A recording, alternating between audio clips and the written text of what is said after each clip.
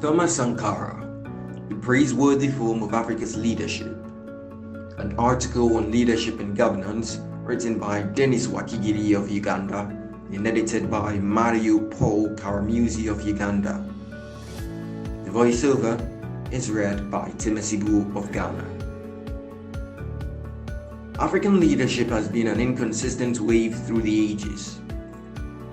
This is so pronounced that it's almost impossible for one to choose a single individual for the rest of the African leaders to emulate.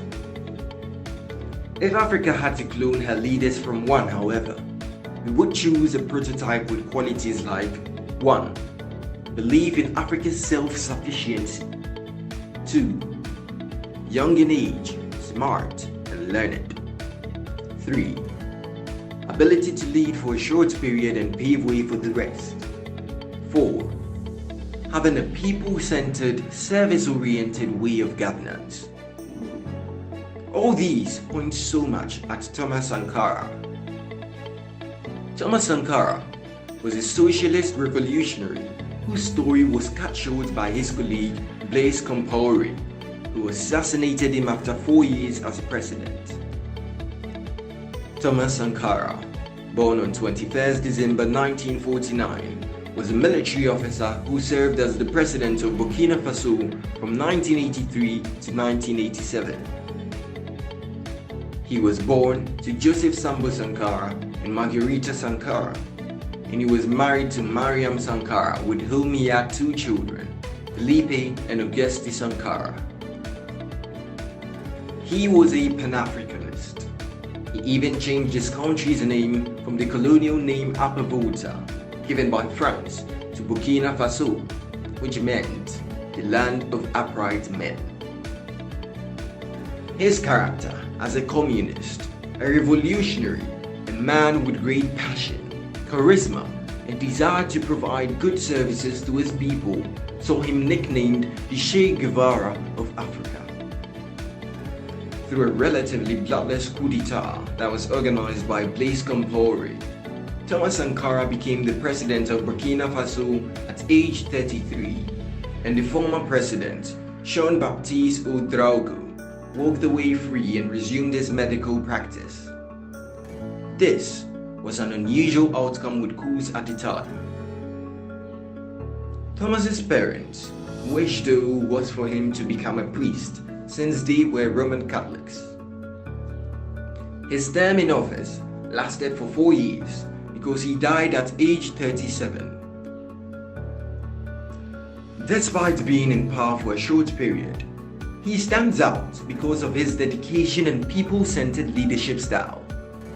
This is the form to emulate by all African leaders. He was one of the first leaders to empower women in Africa. He made them part of his leadership structure, provided them with education and proper public health.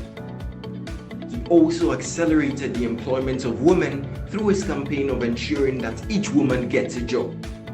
This act won him quick international recognition and popularity.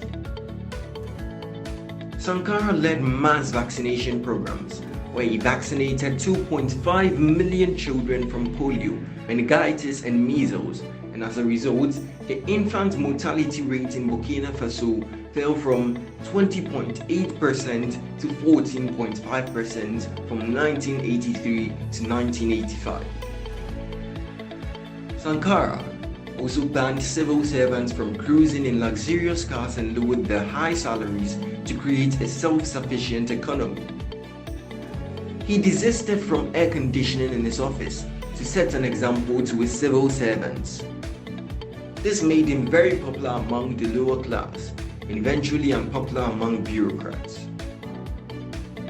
Sankara improved the literacy rate by a whopping 60%, from 13% when he gained power in 1983 to 73% at the time of his death in 1987.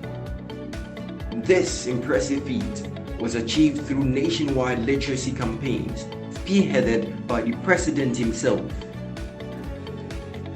He ensured food sufficiency in Burkina Faso by increasing wheat production from 1,800 kilograms to to an impressive 3,800 kilograms per hectare.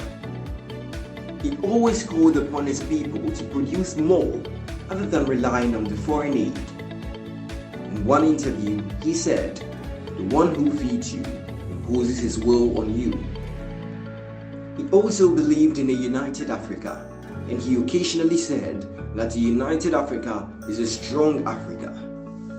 He was also among ex-African leaders that openly opposed colonial dominance.